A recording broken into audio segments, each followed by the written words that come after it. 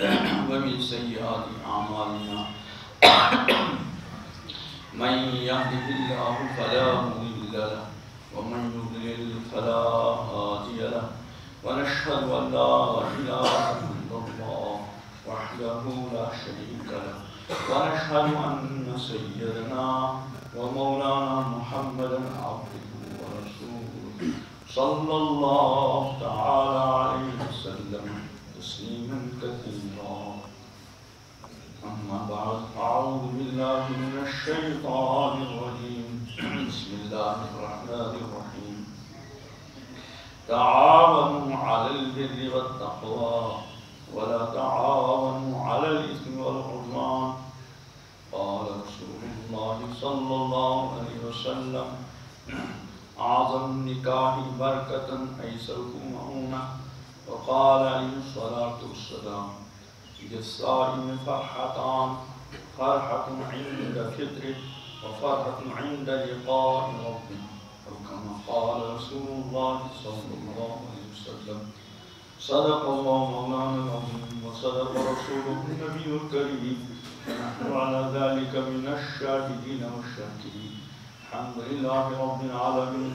اللهم صل على سيدنا محمد وعلى آل سيدنا محمد وأصحاب سيدنا محمد وبارك وسلم. اللهم صل على محمد وعلى آل محمد كما صليت على إبراهيم وعلى آل إبراهيم إنك حميد مجيد. اللهم بارك على محمد وعلى آل محمد كما باركت على إبراهيم وعلى آل إبراهيم إنك حميد مجيد. اللهم صل على سيدنا محمد وعلى آل سيدنا محمد وانصر المقعد المقرب عندك يوم القيامة. حضرات سامعین اور دوستوں، یہ نکاح کی مجلس ہے، اس لیے نکاح کے سلسلے میں کچھ گزارشات کی جائیں گی اور بھی اللہ تعالیٰ فائدے کی بات کہنے کی توفیق عطا فرمائے، سب کو عمل کی توفیق عطا فرمائے. بندہ جب بھی کوئی دین کی بات سنے تو عمل کی نیت سے سنی چاہیے. حدیث میں آتا ہے انما الاعمال بالنیات وانما لامرئ ما نوى، کہ اعمال کا دار و مدار نیتوں کا ہے اور انسان کے لیے وہی ہے جس کی اس نے نیت کی. اگر صرف سننے کی نیت کی تو سننا ملے گا اور کچھ نہیں، اور اگر یہ نیت کی، کیونکہ یہ سننا بھی ایک عمل ہے، سنانا بھی ایک عمل ہے، اس عمل میں اگر ہم نے نیت کی کہ جو کچھ سنیں گے اور جو کچھ سنائیں گے انشاءاللہ اس پر کیا کریں گے، تو اللہ کی ذات سے امید ہے عمل کی بھی توفیق ہو. اللہ ہم سب کو عمل کی توفیق عطا فرمائے. اور یاد رکھیں اس دنیا میں اصل ہے عمل، دنیا عمل کی جگہ ہے. امام الانبیاء حضرت محمد عربی صلی اللہ علیہ وسلم کا فرمان ہے اور حضرت علی مرتضیٰ اس میں ایک مختصر روایت ہے. فرماتے ہیں کہ هذه الدنيا مرتحلة ذاهبة وهذه الآخرة مرتحلة قادمة ولكل واحد منهما بنون فكونوا من أبناء الدنيا فكونوا من أبناء الآخرة ولا تكونوا من أبناء الدنيا فإن اليوم عمل ولا حساب وغدا حساب ولا عمل. کیسے اس روایت کا خلاصہ کہ دنیا کوچ کر کے پیچھے کو چلی جا رہی ہے اور آخرت دن بدن قریب آتی جا رہی ہے. ہم جب سے دنیا میں آئے ہیں ہمارا مسلسل سفر کدھر کو جاری ہے؟ آخرت کی طرف. اور ہماری زندگی دن بدن کم ہوتی جا رہی ہے. روزانہ ہماری زندگیوں میں سے 24 گھنٹے کم ہو رہے ہیں. لیکن احساس اور پتہ نہیں کون سے 24 گھنٹے ہماری زندگی کے آخری ہوں گے اور کون سا گھنٹہ، کون سا دن، کون سی رات آخری. فرمایا دنیا ختم ہوتی جا رہی ہے، پیچھے چلی جا رہی ہے اور آخر دن بدن قریب. اور اس کے بعد فرمایا ان دونوں میں سے دنیا اور آخرت میں سے ہر کسی کی اپنی اولاد. اولاد کا مطلب کیا ہے؟ جیسے چھوٹا بچہ ہو اپنی ماں کے پیچھے چلتا ہے، تو ایسی دنیا کی اولاد ہونے کا مطلب کیا ہے کہ وہ ہمیشہ دنیا کے پیچھے چلتا ہے، بس دنیاوی زندگی اس کے سامنے ہے، اسی کے لیے اس کے دن رات کی دوڑ دھوپ۔ اور آخرت کی اولاد ہونے کا مطلب کیا ہے؟ اس وقت اس کے سامنے ہر وقت آخرت، آنے والی ابدی زندگی۔ وہ انسان جو آخرت کی کا بیٹا اور آخرت کی اولاد ہے، وہ اگر کوئی دنیا کا کام بھی کرتا ہے تو وہاں بھی اپنی آخرت کو سامنے، اور مومن بندے کی شان یہ ہے وہ ہمیشہ اپنی آخرت کو سامنے رکھ کر زندگی گزارے۔ اور پھر یہ تو خبر دی، پھر حکم دیا فَكُونُوا مِنْ أَبْنَاءِ الْآخِرَةِ، اے میرے امتیوں تم آخرت کی اولاد بن جانا، وَلَا تَكُونُوا مِنْ أَبْنَاءِ الدُّنْيَا، دنیا کی اولاد نہیں بننا۔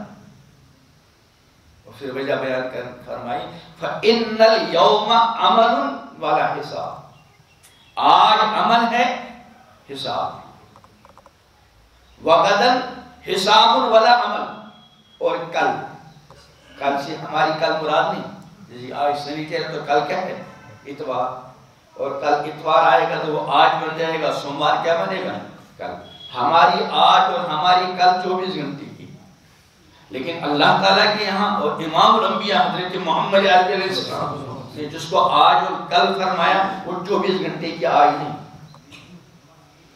پھر کب تک ہے وہ آج؟ جب تک یہ دنیا قائم ہے یہ ہے آج، یا جب تک میں اور آپ اس دنیا میں ہیں وہ میری اور آپ کی کیا ہے؟ آج۔ جب ہم دنیا سے چلے گئے تو ہماری کل شروع ہو گئی، اور جب یہ دنیا ختم ہو جائے گی اور نئی زندگی جس کو ہم کہتے ہیں والبعث بعد الموت، مرنے کے بعد دوبارہ زندہ ہونا، یہاں سے ہماری کل شروع، اور وہ کل جو ہے پھر کبھی ختم ہونے والی، اسی کو فرمایا آج، یعنی یہ دنیا جو ہے آج عمل ہے حساب، کون کیا عمل کرتے ہیں کوئی حساب نہیں، کیونکہ عمل کی جگہ ہے۔ وَغَدًا حِسَابٌ وَلَا عَمَلٌ، کل حساب ہوگا عمل نہیں، اور حساب کس چیز کا ہوگا تفصیل کا موقع نہیں۔ خلاصہ بیان کیا امام الانبیاء حضرت محمد علیہ السلام نے کہ زندگی کا حساب ہوگا۔ فرمایا لا تزول قدم ابن آدم یوم القیامہ حتی یسأل عن خمس، عن عمره فیما افنا، وعن شبابه فیما ابلا، وعن ماله من أين اكتسب فيما أنفق وماذا عمل مما علم۔ یہ میدان محشر میں اپنے قدم انسان اپنی جگہ سے ہٹانے نہیں پائے گا، یہاں تک کہ 5 چیزوں کا سوال ہوگا۔ سب سے پہلا سوال عن عمره فيما افنا، زندگی کس چیز میں ختم؟ ہماری یہاں زندگی کی کوئی قدر قیمت ہے ہی، حالانکہ ہمارے پاس سارا سرمایہ زندگی تھا، جب ہم دنیا سے آئے تھے ہمارے پاس زندگی کا سرمایہ، ہمیں اس کو بہت سوچ سمجھ کر خرچ کرنا تھا، لیکن ہم نے ساری زندگی کو دنیا کی تھاٹ باٹ میں، دنیا کی عیاشوں میں، فیشنوں میں، اور نہ معلوم کن کن چیزوں میں لگا ہے۔ حالانکہ امام الانبیاء حضرت محمد عربی صلی اللہ علیہ وسلم کا فرمان ہے الدنیا مزرعۃ الآخرہ، دنیا آخرت کمانے کی جگہ ہے۔ اس لیے اگر ایک انسان نے دنیا میں سب کچھ کمایا، بے شمار مال کمایا، دولت کمائی، عزت کمائی، شہرت کمائی، منصب، سب کچھ کمایا، لیکن آخرت نہیں کما سکا تو واللہ ثم واللہ یہ انسان خسارے میں۔ اور اگر دنیا میں زیادہ کچھ نہیں کما سکا، مشکل سے کھانے کا، پینے کا، رہنے کا گزارا چلتا رہا، لیکن اپنی آخرت کما کر گیا تو واللہ ثم واللہ یہ کامیاب۔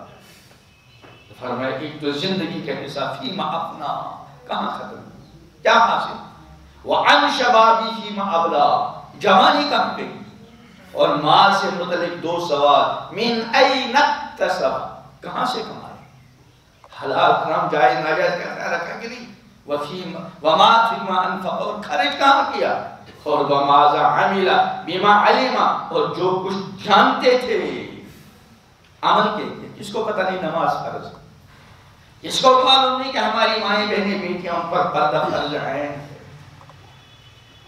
اس کو پتہ نہیں کہ حرام کمانا جرم ہے، جس کو پتہ نہیں کہ موبائل اور انٹرنیٹ کا گندا استعمال جرم ہے، جس کو معلوم نہیں کہ بے حیائی اور بے شرمی جرم ہے، ماذا عمل بما علم، جو جانتے تھے اس کے مطابق عمل کیا ہے۔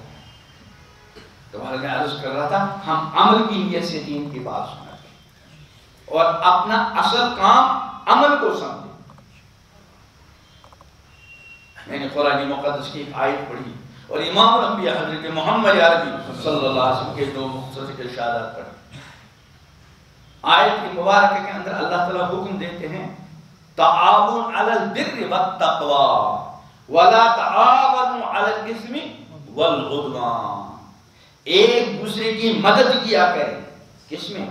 علی البر، نیکیوں میں، اچھائیوں میں، ولا تعاونوا، تعاون علی البر والتقوی، نیکیوں میں، اچھائیوں میں، تقوی میں، اللہ سے ڈرنے میں ایک دوسرے کی مدد کرو، ولا تعاونوا علی الاثم والعدوان، گناہ اور ظلم پر ایک دوسرے کی مدد مت کرو۔ یہ عمومی حکم ہے، ہر انسان کو دوسرے کی مدد کرنی چاہیے اچھائیوں میں، تقوی میں، پرہیزگاری میں، اور کسی کی مدد گناہ اور ظلم میں نہیں کرنی چاہیے۔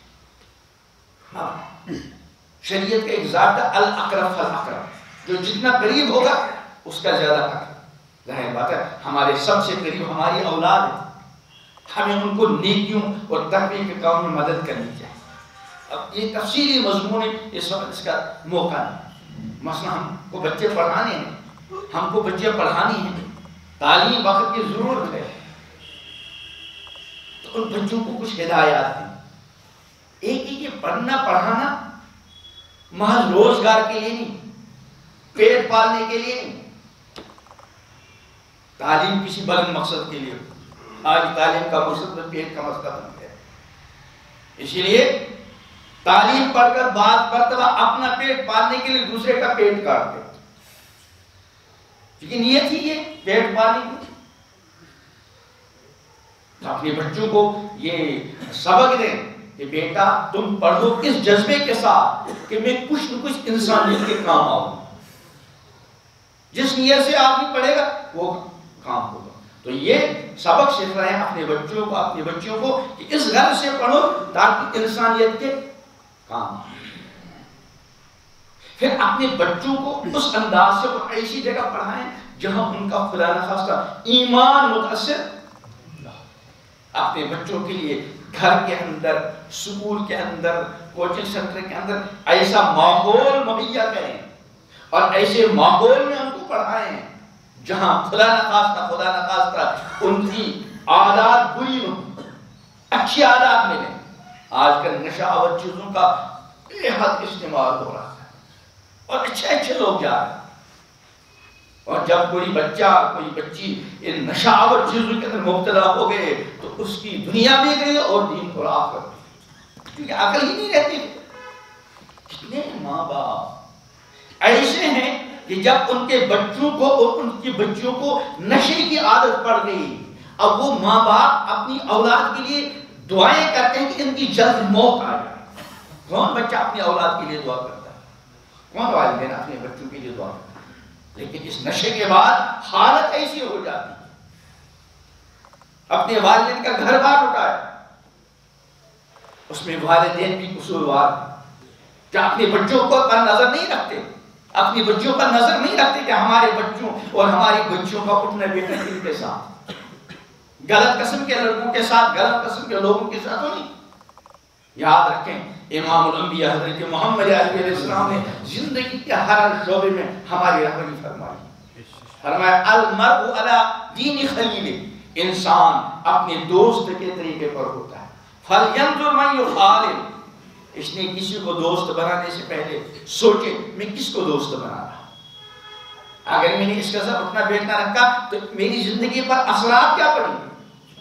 خود بھی اپنے آپ کو سنبھالنے کی ضرورت ہے اور اپنے بچوں پر اور بچوں پر نظر رکھنے کی ضرورت ہے کہ ان کا اٹھنا بیٹھنا کس طرح کے لوگوں کے ساتھ، جس طرح کے لوگوں کے ساتھ اٹھنا بیٹھنا ہوگا اس کے اثرات آ جائیں۔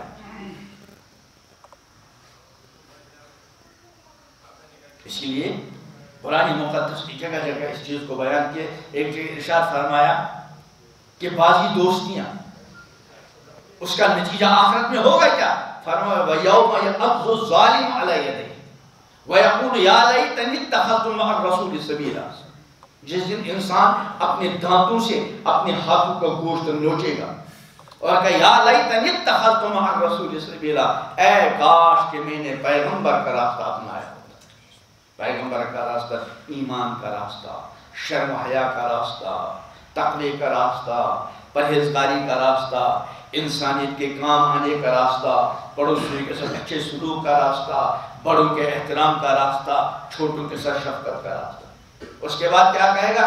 یا ویلتا لیتنی لم اتخذ فلانا خلیلا، اے کاش کہ میں نے فلاں کو اپنا دوست نہ بنایا ہوتا. کیوں؟ لقد اضلنی عن الذکر، اس نے مجھ کو اللہ ہی سے اور اللہ کی یاد سے بھی ہوگا. تو تعاون علی البر، اپنے گھر میں بھی ایسا ماحول بنے کہ ہم کو اپنے بچوں کو زیادہ کچھ کہنے کی ضرورت نہ پڑے. ہمارے گھر کا ماحول ان کے لیے عظیم درس ہو. آپ نے دیکھا جن گھروں کے اندر نمازوں کا اہتمام ہوتا ہے، وہاں کے چھوٹے چھوٹے بچے، 1.5 سال کا بچہ، 2 سال کا بچہ جب اپنی والدہ کو نماز پڑھتا ہوا دیکھتا ہے تو وہ بچہ بھی کیونکہ اللہ کی بارگاہ میں صحیح طریقے سے ہوتا ہے. اس کو نہیں پتا صحیح طریقہ ہے، نماز کیا ہے، لیکن اپنی ماں دیکھتا، اپنی بہن کو دیکھتا، اور یہی چیز اس کے دل و دماغ میں رچ بس جاتی ہے اور اس کے دل میں نقش کر جاتی ہے.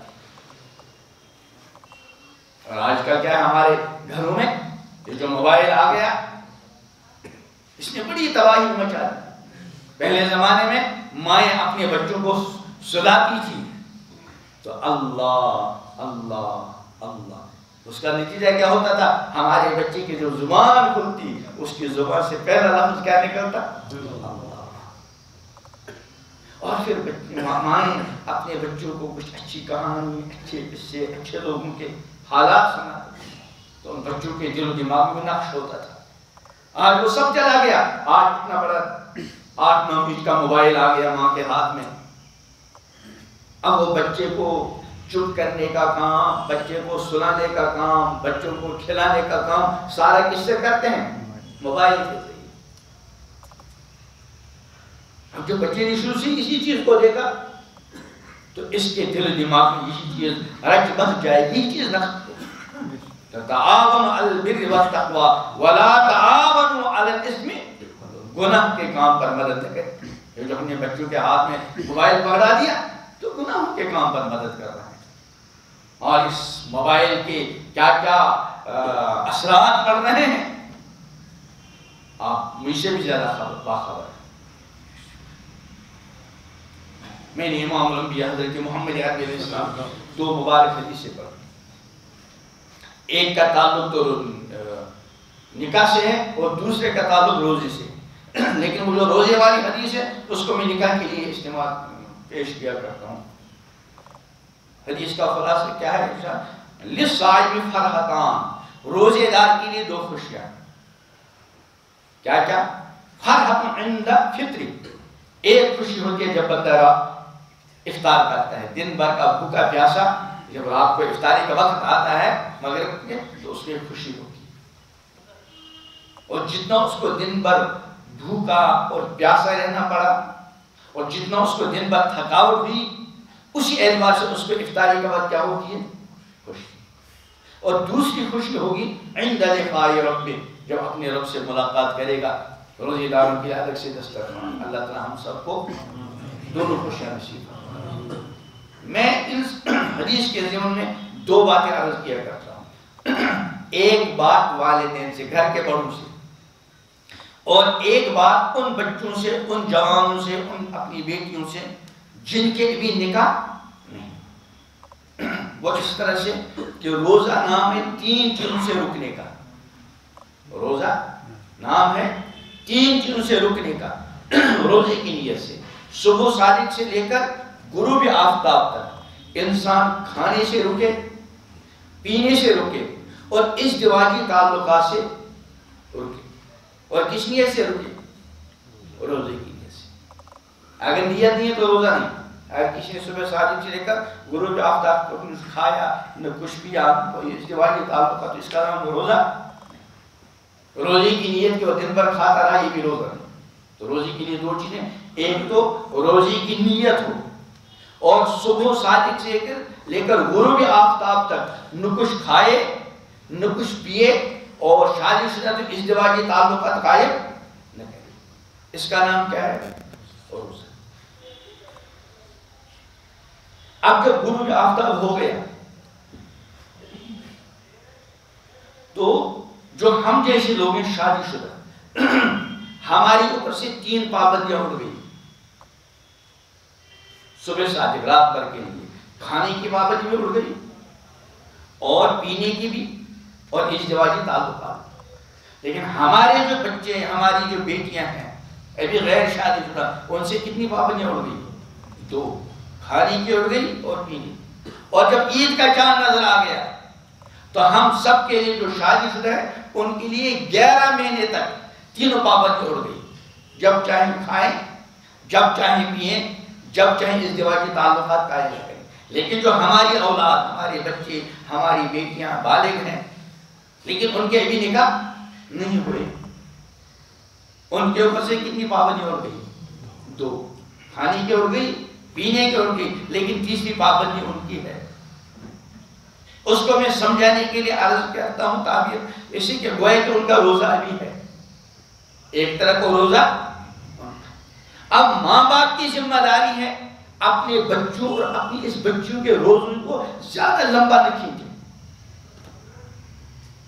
کیونکہ اگر لمبا روزہ، بہت سارے بچے ایسے ہوتے ہیں ہمارے یہاں جب رمضان آتا ہے تو کچھ بچیاں ایسی ہوتی ہیں کہ وہ پہلی بار روزہ رکھتے ہیں. اگر ہم کو شریعت کی طرف سے اختیار ہوتا کہ بھائی تمہارے نئے بچے ہیں، نئی بچیاں ہیں جو پہلی بار روزہ رکھ رہے ہیں، ان کے بارے ہم تم کو چھوٹ دے رہے ہیں. اگر عام روزہ 16 گھنٹے کا ہے، ہم ان بچوں کے بارے میں اختیار دے رہے ہیں 10 گھنٹے کا رکھیں، 12 کا رکھیں، 13 کا رکھیں، ہم اس کو روزہ مانیں گے. ہم اپنے بچوں کے لیے کون سا روزہ پسند کریں؟ 16 گھنٹے کا کہ 10 گھنٹے کا؟ کیونکہ چھوٹے بچے ہیں. اگر ان کو 15-16 گھنٹے کا روزہ رکھوایا، کہیں چوری چھپے روزہ نہ توڑے، اور اگر رکھ لیا کہیں ان کو زیادہ مشقت کا سامنا، تو ہم اس اختیار کا فائدہ اٹھائیں گے اور اپنے چھوٹے بچوں کو روزہ کیا رکھیں گے؟ مختصر. اور حالانکہ وہ 2-3 گھنٹے کا فرق ہے. اور یہ جو ہمارے بچوں کو بالغ ہوئے 5 سال ہو گئے، گویا کہ 5 سال سے ان کا روزہ ہے. یہاں شریعت اختیار نہیں دیتی، حکم دیتی ہے کہ آپ نے ان بچوں کا اور بچوں کے روزے کو لمبا مت کیجیے. کہیں ایسا نہ ہو کہ چوری چھپے تمہارے بچے روزہ توڑے. یہاں روزہ توڑنے کا تو سمجھ آ گیا. اگر توڑا اس کا پہلا وبال گھر کے بڑوں پر ہوا جنہوں نے ان کا فوراً انتظام نہیں کیا. اور خاص کر آج کل کے ماحول میں ہم ہی نے ماحول کو خراب کرنا. ہماری بیٹیاں، ہماری بچیاں جو فیشنیبل پرکشش لباس پہن کر گھروں سے باہر نکلتی ہیں، الامان الحفیظ. شادی شدہ آدمی کو اپنے آپ کو سنبھالنا ذرا مشکل ہو جاتا ہے، تو جو غیر شادی شدہ ان کا خود اندازہ کر سکتے ہیں. امام الانبیاء حضرت محمد عربی صلی اللہ علیہ وسلم کی پیشن گوئی ارشاد فرمائی. ہم اس پیشن گوئی کے بارے میں ذرا دھیان دیں، کہیں وہ ہمارے گھر پر پھر تو نہیں آ رہی. فرمایا ان قریب ایک زمانہ آئے گا میری امت کے مرد عمدہ سے عمدہ سواریوں پر مسجدوں کے دروازوں تک آیا کریں گے. آپ جمعہ کے دن دیکھیے مسجدوں کے باہر جو مارکیٹ میں بازار میں مسجدیں ہوتی ہیں، گاڑیوں کی لمبی قطار ہوتی ہے. ایسے رمضان آئے گا تو ظہر اثر میں، حالانکہ یہ قطار پورے سال ہونی چاہیے کیونکہ نماز جمعہ ہی تو فرض نہیں ہے، 5 وقت کی نماز فرض ہے، بلکہ جمعے میں تو بہت سے کو چھوٹ ہے.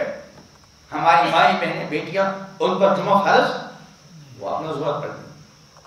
کوئی بیچارہ بیمار ہو مسجد میں اس پر جمعہ فرض لیکن 5 وقت. مسافر ہو اس پر جمعہ فرض شرعی مسائل، لیکن 5 وقت تو ایسی چیز جس طرح جمعے کا اہتمام ہو اسی طرح 5 وقت نمازوں کا اہتمام. مسلمان اور بے نماز اس کا کوئی جوڑ نہیں. ہمارے یہاں بچہ 2 دن سکول میں جائے گھر کے اندر ماتم کی کیفیت پیدا ہوگی، لیکن ہمارا بالغ بچہ 15 سال کا ہو گیا، 18 سال کا ہو گیا اور نماز کوئی پڑھتا ہی نہیں، جس کچھ ہوا ہی. حالانکہ امام الانبیاء حضرت محمد عربی علیہ السلام 7 سال کی عمر کے بچوں کو اور بچوں کو نماز کی عادت بنا. 10 سال کی عمر کو پہنچ گئے، اب دیکھیں یہ نماز نہیں پڑھ، ان کو تنبیہ کرو.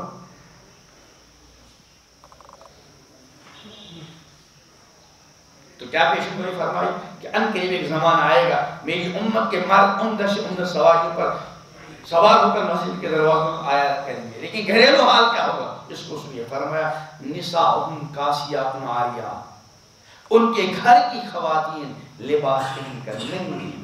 پہلے زمانے میں لباس پہن کر ننگے ہونے کا مطلب سمجھنا مشکل، آج مشکل. 3 طرح کا ننگا پن، ایک ہی کہ ادھورا لباس، بال کھلے. دوسرا لباس اتنا باریک کہ لباس کا جو مقصد ہے وہ حاصل نہیں ہوتا، اندر کی کھال تک نظر آتی.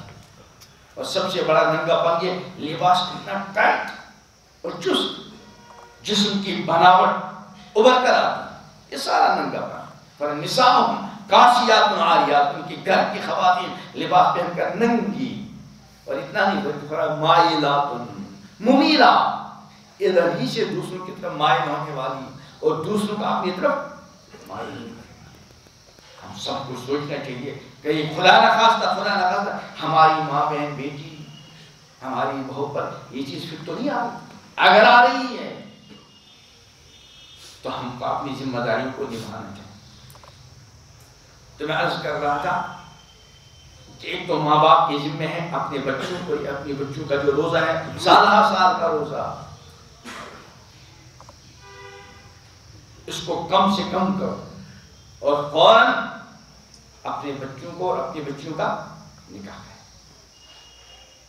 اور دوسری ذمہ داری کم از کم اپنے گھر کے انسان کنٹرول کر سکتا ہے کہ ہماری بیٹی کو دیکھ کر، ہماری بہن کو دیکھ کر، ہماری گھر والے کو دیکھ کر خدا نہ خواستہ کوئی دوسرا آنکھوں کی بدکاری میں مبتلا تو نہ ہو. آنکھوں کی بدکاری کا مطلب کیا ہے؟ حضور علیہ السلام نے فرمایا العینان تزنیان وزناہما النظر، آنکھیں بدکاری کرتی ہیں اور آنکھوں کی بدکاری کیا ہے؟ دیکھنا.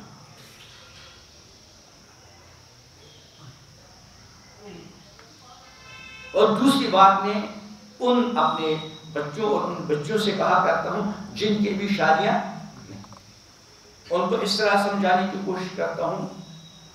مان لیجیے 2 بھائی ہیں ایک گھر میں، رمضان مبارک کا مہینہ آ گیا، گھر میں والدین ذرا دینی مزاج کے ہیں. ان 2 بھائیوں میں سے ایک آوارہ ہے، ایک نیک صالح ہے. اللہ ہمارے بچوں اور بچیوں کو آوارگی سے بچائے. ماں باپ کا مزاج دینی، اس لیے رمضان آ گیا دونوں کو اٹھنا پڑا شہری کے لیے. وہ جو آوارہ تھا وہ باجر ناخواستہ ماں باپ کے در سے اٹھا، اور دوسرا اللہ تعالیٰ کو حکم جان کر اٹھا. دونوں نے شہری کھائی، لیکن وہ جو آوارہ تھا وہ چوری چھپے کھاتا رہا اور پیتا، اپنے روزے کا لحاظ. اور وہ جو نیک آدمی بچہ تھا اس نے روزہ رکھا. مان کے دن بڑا تھا، اس کو ظہر ہی سے بھوک اور پیاس نے ستانا شروع کر دیا. 4-5 گھنٹے اس کو بھوک اور پیاس برداشت کرنی پڑی اور تھکاوٹ بھی ہو گئی. اتنے میں افطاری کا وقت آ گیا، دسترخوان بچ گیا. دونوں بھائی دسترخوان پر بیٹھے. بتائیے خوشی کس کو ہوگی؟ وہ جو چوری چھپے کھاتا رہا پیتا رہا اور لوگ اس کو کیا سمجھتے رہے؟ روزے. اس کو کوئی خوشی ہوگی؟ خوشی. بلکہ اگر اس کے اندر انسانیت ہوگی تو اس کو ندامت شرمندگی ہوگی، کاش کہ میں نے بھی روزہ رکھا. اور وہ جو بچہ ہے دوسرا بھائی اس کا، اس کو خوشی ہوگی، اور جتنی زیادہ دن پر بھوک لگی ہوگی، پیاس لگی ہوگی، تھکان ہوئی ہوگی، اسی قدر اس کو کیا ہوگی؟ بچیاں جو اپنے روزے کا خیال نہیں رکھتی، روزے سے یہاں آگے نا ذہن میں کیا آگے غلط تعلقات میں مبتلا نہیں ہوتی، حالانکہ وہ ایسے ماحول میں ہیں ان کو ادھر ہی سے روزہ توڑنے کی پیشکش ہو گئی۔ آج کل نا ماحول ایسا بنا ہوا، کوئی آدمی اپنے آپ کو بچائے غلط تعلقات سے، اس کے لیے تو مشکلات ہیں، لیکن اللہ بچائے کوئی غلط تعلق میں مبتلا ہونا چاہے، اس کے لیے موقع ہر جگہ مہیا ہے۔ تو مان لیجئے کچھ وہ لوگ ہیں جو اپنے روزے کا لحاظ جہاں موقع ملتا ہے چوری چھپے اپنا روزہ توڑتے ہیں، اور کچھ وہ نوجوان ہیں، اللہ ہمارے بچوں کو سب کا ایسا ہے بنا دے، جو روزہ توڑنے کی پیشکش کے باوجود اس پیشکش کو ٹھکراتے ہیں اور اپنے روزے کی کیا کرتے ہیں؟ حفاظت، اپنی جوانی کو داغدار نہیں بناتے۔ کچھ عرصہ 2 سال 4 سال کے بعد ان کی بھی شادی ہوئی، ان کی بھی شادی، وہ جو غیر شادی شدہ دونوں تھے، لیکن ایک نے اپنے روزے کا لحاظ نہیں رکھا، اب اس کو حلال طیب بیوی اللہ نے عطا کی، بیٹی کا حلال طیب شوہر مل گیا، ان کو جو خوشی اس موقع پر ہوا کرتی ہے وہ اتنی خوشی تھوڑی بہت اگر ہوئی بھی اس سے زیادہ پچھتاوا ہوگا، کاش کہ ہم نے اپنی جوانی کو داغدار نہ کیا ہوتا، کاش کہ ہم نے اپنا روزہ نہ توڑا۔ اور وہ جو خوش نصیب ہمارے بچے بچیاں جو اپنی جوانی کی حفاظت کرتے ہیں، ان کی جب شادی ہو جائے گی، حلال طیب بیوی مل گئی، بیٹے کو حلال طیب شوہر مل گیا، اس وقت ان کی بے انتہا خوشی ہوگی، اور جو خوشی اس پر ہوگی کہ حلال طیب نعمت مل گئی، اس سے زیادہ خوشی اس بات پر ہوگی کہ الحمدللہ ثم الحمدللہ میں نے اپنے روزے کو بچایا۔ جب 16 گھنٹے کے روزے کو برقرار رکھنے میں خوشی ہے تو سالہ سال کا روزہ، اب افطاری کا وقت آ گیا، حلال نعمت مل گئی، کتنی خوشی ہوگی، اور اس سے بڑی خوشی کب ہوگی؟ یہاں بھی عند لقاء رب، حدیث میں ہے نا، حضور علیہ السلام نے ارشاد فرمایا سبعۃ یظلھم اللہ فی ظلہ یوم لا ظل الا ظلہ، 7 طرح کے لوگوں کو اللہ تعالیٰ اپنا سایہ عطا کریں گے، اللہ ہم سب کو بھی عطا فرمائے، جس دن اس کے سائے کے سوا کوئی سایہ نہیں ہوگا۔ ان میں ایک ہے رجل دعته امرأة ذات منصب و جمال فقال انی اخاف اللہ، وہ نوجوان، وہ مرد جس کو کسی خوبصورت اچھے خاندان کی کسی لڑکی نے عورت نے بدکاری کی دعوت دی، برائی کی دعوت دی، اس نے یہ کہہ کر ٹھکرایا انی اخاف اللہ، میں اللہ سے ڈرتا ہوں، ٹھکرایا اس دعوت، اس کو اللہ تعالیٰ اپنے عرش کے سائے میں جگہ دے۔ تو اس حدیث کی روشنی میں ایک تو گزارش گھر کے بڑوں سے ہے، اپنے بچوں اور اپنی بچیوں کے نکاح میں تاخیر، کہیں خدا نہ خواستہ ان کا وہ سالہ سال کا روزہ ٹوٹ گیا، وہ تو مجرم نہیں، لیکن آپ بھی اس جرم میں پہلے ذمہ دار آپ۔ اور دوسری گزارش ان نوجوانوں سے، بچوں سے جن کی بھی شادیاں نہیں ہوئی، وہ یہ سمجھے کہ ہمارا روزہ ہے، اور جتنا روزہ لمبا ہوگا اور روزہ بچانے میں جتنی مشقت کا سامنا ہوگا، اسی قدر افطاری کے وقت اور اس سے زیادہ اللہ تعالیٰ سے ملاقات کے وقت خوشی۔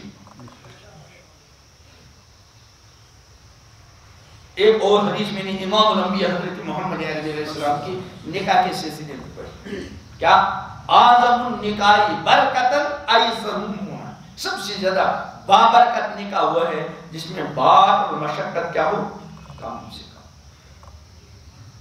آسان سے آسان نکاح کو بنائے۔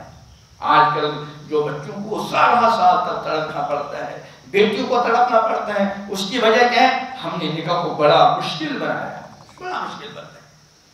غریب سے غریب ماں باپ جب تک ان کے پاس لاکھوں روپے نہ ہوں، وہ اپنے بچوں اور اپنی بچیوں کی شادی کے لیے سوچ بھی نہیں پاتے۔ وجہ کیا ہے؟ ہم نے نکاح کو بڑا مشکل بنایا ہے، نکاح ہم کو آسان بنانے کی ضرورت، اور فرمایا وہی نکاح سب سے زیادہ بابرکت ہے جو نکاح جتنا آسانی کے ساتھ اور جو جتنا نکاح سادگی کے ساتھ۔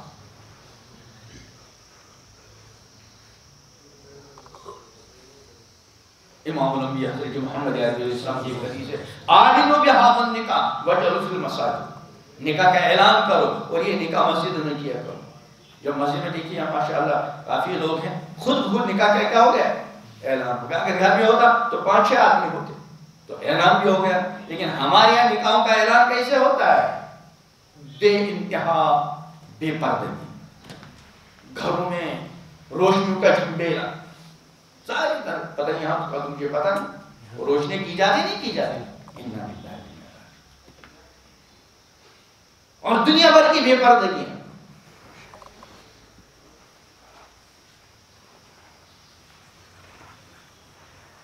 تو ہمارے یہاں نکاح کا اعلان کیسے ہوگا؟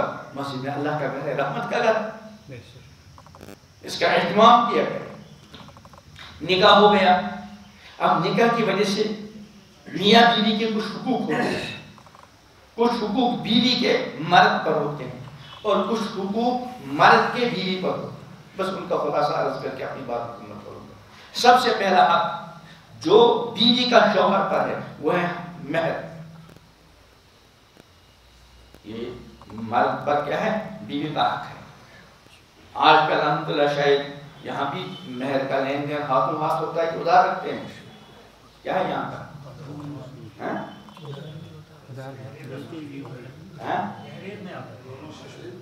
تحریر میں، لیکن دینے کی نیت بھی ہوتی ہے، اب وہ تو فوراً دے دیتے، پہلے زمانے والا ادھار تو نہیں، بس لکھ لیا تو مرنے کے بعد ہی ادا ہوگا۔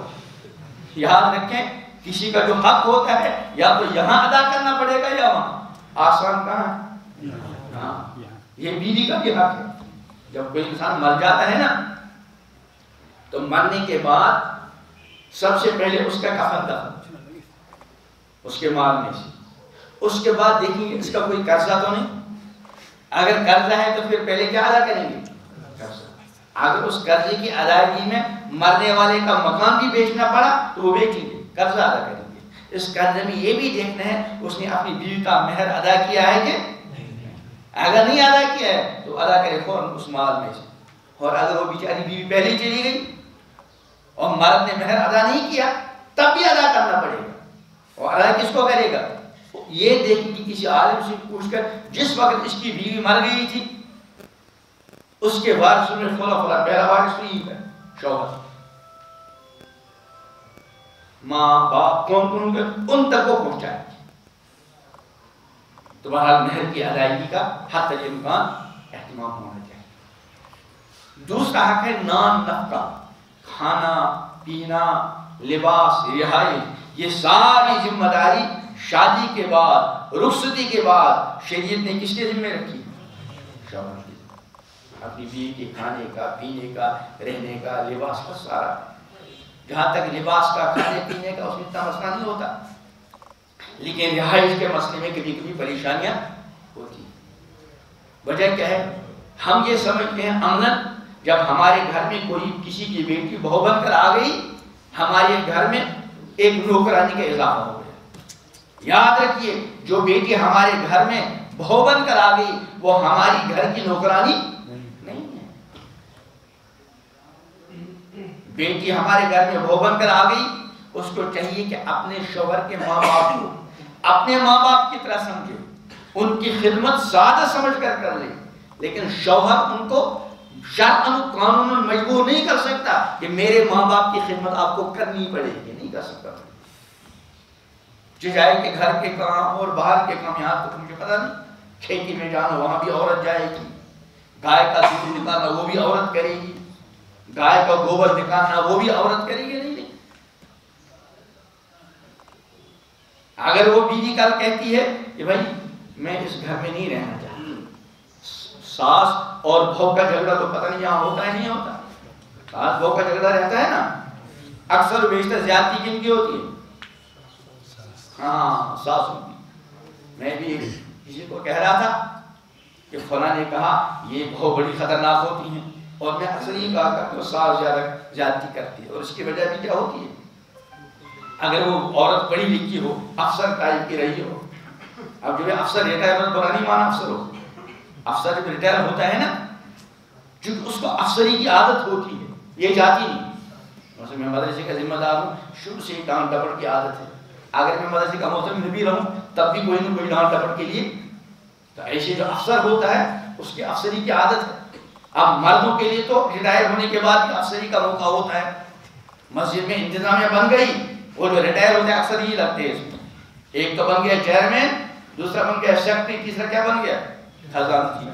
3 ہوتے تو، لیکن ابھی سارے ریٹائر تو ہیں، ان کا کام باقی ہے. اب دوسرے نے بنائی بیت المال کی کمیٹی، بیت المال بنایا، اس میں بھی 3 ریٹائر افسر.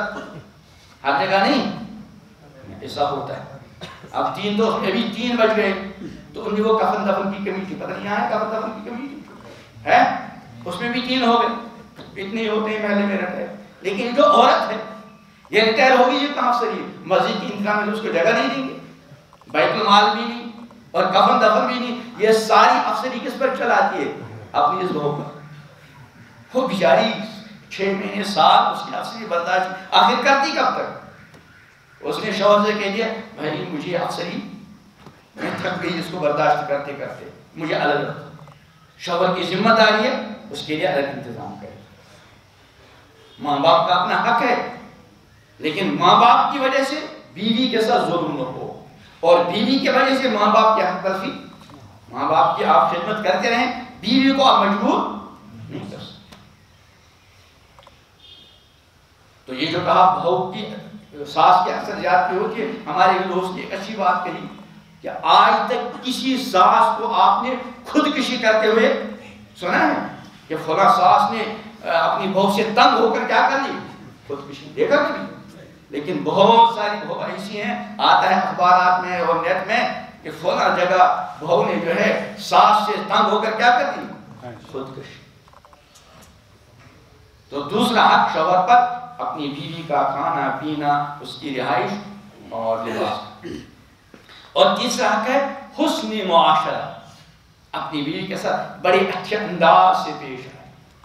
امام الانبیاء حضرت محمد عربی صلی اللہ علیہ وسلم نے ارشاد فرمایا خیرکم لأہلہ وانا خیرکم لأہلی. تم سب میں سے سب سے اچھا وہ ہے جو اپنے اہل کے ساتھ اچھا ہے.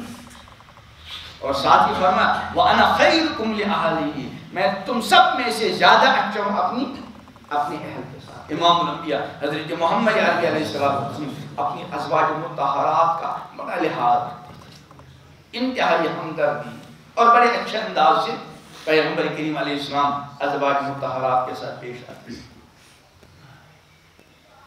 آج ہم اپنی بیوی کے ساتھ اکثر ٹھیک طریقے سے پیش نہیں آتے.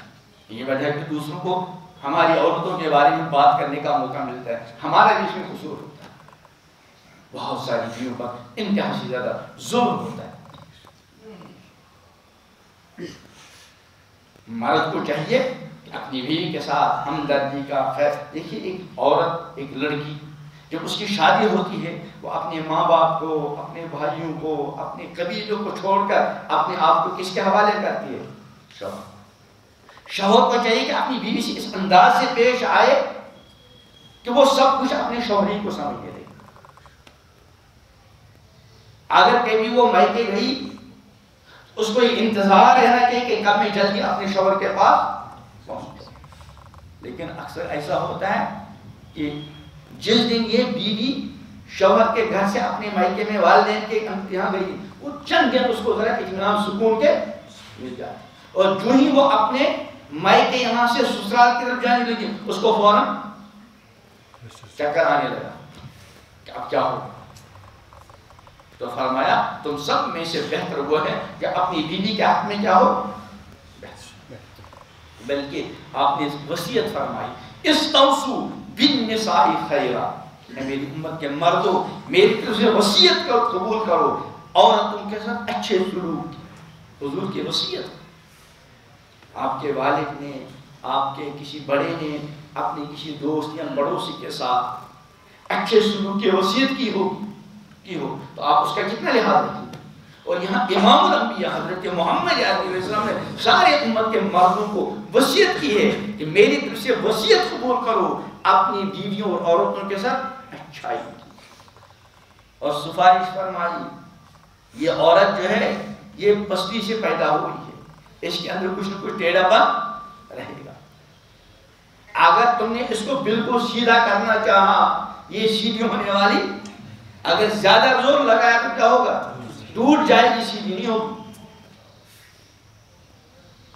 اس نے اس کے ٹیڑھے پن کو برداشت کرتے ہوئے زندگی گزارنی۔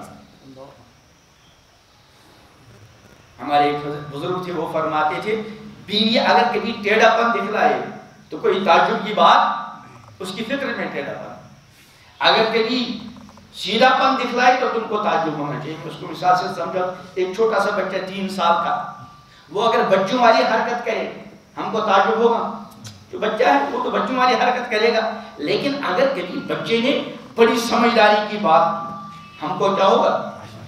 چھوٹے بچے نے اتنی سمجھداری کی بات، تو یہ حال ہے عورتوں کا، اگر اس نے کوئی ٹیڑھی بات سنائی تو سمجھ لو اس کی فطرت ہے، یہ تو کوئی تعجب کی بات۔ اگر کبھی سیدھی بات کی تو اس کی حوصلہ افزائی کرو۔ یہ چھوٹا بچہ جب کوئی اچھی بات کرے گا اپنے معیار سے اوپر، ہم اس کی حوصلہ افزائی کرتے ہیں، شاباش بھی دیتے ہیں۔ ایسے اگر بیوی نے کبھی اچھی بات کی تو اس کو شاباش بھی دو، اس کے سر پر ہاتھ رکھو، اس کو کچھ انعام گفٹ دو۔ آج ایک بات اچھی کی، کل 2 کرے گی، پھر 3 کرے گی، لیکن یہ امید نہیں رکھنا کہ ہمیشہ وہ اچھی بات کرتی رہے گی۔ بات یہ تو بہت ٹیڑھی ہوتی ہے۔ اس طرح سنا ہے ایک بزرگ نے، ایک عورت تھی وہ بہت ٹیڑھی تھی، اتنی ٹیڑھی تھی کہ شوہر جو بھی کچھ کرتا وہ اس کے خلاف کرتا۔ مثلا شوہر نے کہہ دیا کہ بھائی میں شام کو تھکا ہارا آؤں گا، کھانا بالکل تیار ہو اور بستر لگا، وہ الٹا کرتی تھی، اس دن چولہے پہ پانی ڈال دیا اور چارپائی کو ادھر لٹکا کر رکھ دیا الٹا۔ کسی دن کہہ دیا میں آؤں گا تو میرے کپڑے بالکل پریس کر کے رکھنا، اٹھا کر واشنگ مشین میں ڈال دیا، اوپر سے پانی ڈال دیا تاکہ پہننے کے لائق بھی، وہ تنگ آ گیا۔ اس نے ایک دن اپنے کسی دوست کو کہا یار میں بہت تنگ آ گیا ہوں، جو بھی کہتا ہوں تو الٹا کرتی ہے، اب میں چھوڑنا چاہتا ہوں لیکن اپنی سر بھی نہیں دینا چاہتا۔ جیسے آج کل بہت سارے مرد بیویوں پر ظلم کرتے ہیں اور چھوڑنا چاہتے ہیں، لیکن ان کو معلوم اگر میں نے ادھر سے طلاق دی، میں نے جو مہر دیا ہے وہ بھی جائے گا، کچھ تھان جائیداد وہ بھی جائے گا، اب وہ ظلم و ستم کرتا ہے، وہ ادھر سے کیا کرے؟ طلاق کا مطالبہ کرے، پھر میں ادھر سے اپنی ڈیمانڈیں رکھوں۔ تو ایسے وہ چاہتا کہ میں کسی سے جان چھوٹے، لیکن میرے ساتھ اس کا دوست اس کو جانتا تھا، مان لیجیے وہ جناب جو اس بار رہتا تھا، رہتی تھی اس کا مائکہ اور یہ ادھر، اور وہ جو وہاں کوئی پل ول نہیں تھا، لوگ اکثر جانوروں پر سوار ہو کر پار ہو جاتے۔ تو اس نے اپنے اس دوست سے کہا بھائی تمہارے گھر میں 2 بیل ہیں، ایک بیل وہ ہے جس نے بچپن میں بھینس کا دودھ پیا، بھینس جب پانی میں اترتی ہے تو کیا کرتی ہے؟ ہاں کچھ دیر بیٹھ جاتی ہے، یہاں بھینسیں نہیں ہوتی، جب کسی تالاب وغیرہ میں بھینس جائے گی 1-8 گھنٹہ بیٹھ جائے گی، اور دودھ کا اثر ہے۔ ایک بیل وہ تھا ان کے گھر میں، اس نے بچپنے میں کس کا دودھ پیا تھا؟ بھینس کا، اس کی بھی عادت تھی جب پانی میں گھستا تو بیٹھ جاتا۔ دوسرا بیل ٹھیک تھا، اس نے کہا تم جاتے ہی بیوی سے کہنا آج میں کہ نہیں جانا، وہ کیا کہے گی؟ مجھے تو جانا ہی ہے آج۔ پھر اس کو کہنا اچھا اگر جانا ہے تو وہ جو بیل جس نے بھینس کا دودھ پیا ہے اس کے اوپر سوار ہو کر مت جانا، وہ کیا کہے گی؟ وہ الٹی ہے نا، وہ کیا کہے گی؟ اسی پر جاؤں۔ یہ 2 کام کر کے چلا گیا کہ بھائی میں کہ یہاں نہیں جانا، اس نے کہا مجھے جانا ہے۔ اس نے کہا اچھا دوسرے والے بیل پر، بھینس والے جس نے دودھ پیا ہے اس پر نہیں، اس نے کہا اسی پر جاؤں۔ گیا وہ واپس آیا تو یہاں بیوی کا نام نشان بھی نہیں، گیا مائک کے وہاں بھی نہیں۔ اب وہ تلاش کر رہا ہے جہاں عام طور پہ وہ بیلوں کے ذریعے لوگ پار ہوتے تھے، اب دریا ادھر سے جا رہا ہے، ادھر سے جا رہا ہے، یہاں وہ تار دینے کا جہاں سے پار ہوتے ہیں وہ تلاش کر رہا، ادھر پانی ادھر سے آ رہا ہے اور بیوی یہاں سے گزر کر یہ ڈوب گئی ہوگی، لیکن وہ تلاش کہاں کر رہا ہے؟ تو کسی نے پوچھا کیا بات ہے؟ کہا بھائی اس طرح بیگم صاحبہ تھی، شاید وہاں گئی ہوگی، کہیں ڈوب گئی. تو کہا ڈوب گئی تو یا تو یہی ہوگی یا پانی کے بہاؤ کے ساتھ. اس نے کہا یار کیا کہوں، وہ پوری زندگی ہر چیز میں الٹا کرتی ہے، مجھے یہ لگ رہا ہے کہ مرنے کے بعد وہ الٹا دے رہی ہے. تو کچھ اس طرح کی ٹیڑیاں بھی ہوتی ہیں، لیکن برداشت کرنا پڑتا ہے. اور چوتھا حق ہے اس کی تعلیم و تربیت. جب تک بیٹی ماں باپ کے یہاں ہے، ماں باپ کی ذمہ داری ہے اپنے بچوں کی صحیح تربیت کریں. آج کل ہم کو اپنے بچوں اور بچوں کی تربیت کی کوئی پرواہ نہیں. ڈگری پگری چاہیے، ٹھیک ہے ڈگری بھی ضرورت ہے، اس کا انکار نہیں، لیکن ڈگری سب کچھ نہیں. اصل ہے اچھے اخلاق ہوں. ہمارا بیٹا ہماری بیٹی دوسروں کے لیے رحمت بنے، دوسروں کے لیے ہمدردی کا ذریعہ بنے، انسانیت کے کام آئے، انسانیت کو اچھا اور سلامتی والا راستہ دکھلائے. اور جب شوہر کے یہاں آ گئی، اب اس کی ذمہ داری ہے اپنی بیوی کا خبرداری کرے. میری بیوی نماز پڑھتی بھی ہے کہ نہیں، پردہ کرتی ہے کہ نہیں، اس کو پاک ہو ناپاکی کے مسائل بھی یاد ہے کہ نہیں.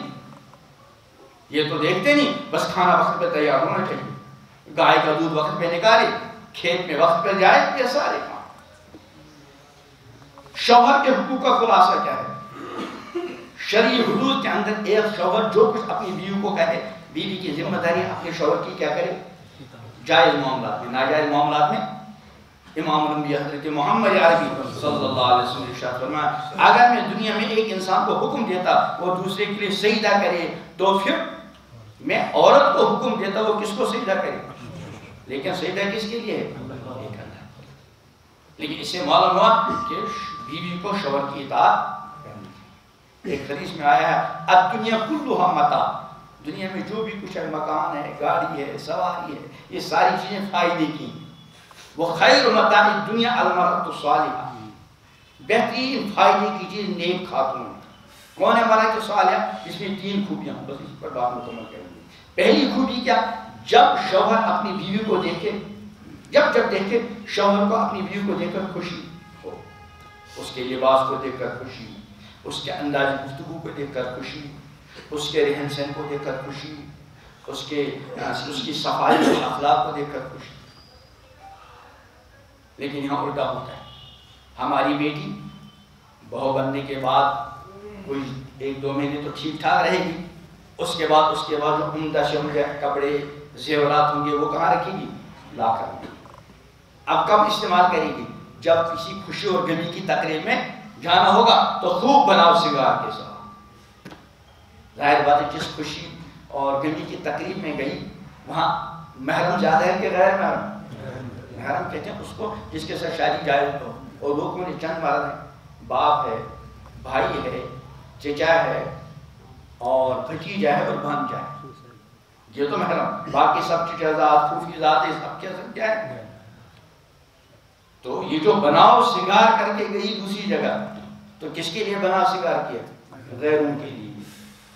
اور ایک عورت کو غیروں کے لیے بناؤ سنگار کرنا، یہ جو ایک عورت کو سارا بناؤ سنگار جائز حدود کے اندر کس کے لیے کرنا چاہیے؟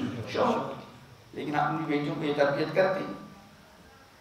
اور تو بناؤ سنگار کر کے گئی وہاں اور جو وہاں سے آ گئی فوراً اپنا وہ اچھے کپڑے اتار کر دے گئی شوہر مجھے دے دے.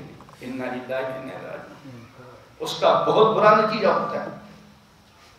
شوہر جب دیکھتا ہے میری بیوی تو ہر وقت میرے پیچھے کپڑوں میں رہتی ہے اور باہر جاتا ہے کچھ اور ہی دیکھتا ہے تو یہ بیوی اس کی نظروں سے گر جاتی ہے اور اس کی نظریں کہیں اور جم جاتی ہیں. پھر پوری زندگی عورت کو پچھتانا پڑتا ہے. قصورات خود ہوتی ہے. اس لیے ہم کو اپنی بیٹیوں کو یہ سبق دینا چاہیے کہ بھائی تم جتنا بھی بناؤ سنگار جائز حدود کے اندر کرنا چاہو تو کس کے لیے کرنا؟ غیر کے لیے. گفتگو ہماری بیٹی جب شوہر کے ساتھ بات کرے گی تو منہ بنا کر اور غیر کے ساتھ تو بڑے پرکش نرم انداز. حالانکہ شریعت کو حکم کیا ہے کہ غیر مرد کے ساتھ بلا وجہ بات چیت کا سلسلہ ہی نہ ہو اور ضرورت ہو تو فلا تخضعن بالقول، گفتگو میں پرکش اور نرم انداز اختیار.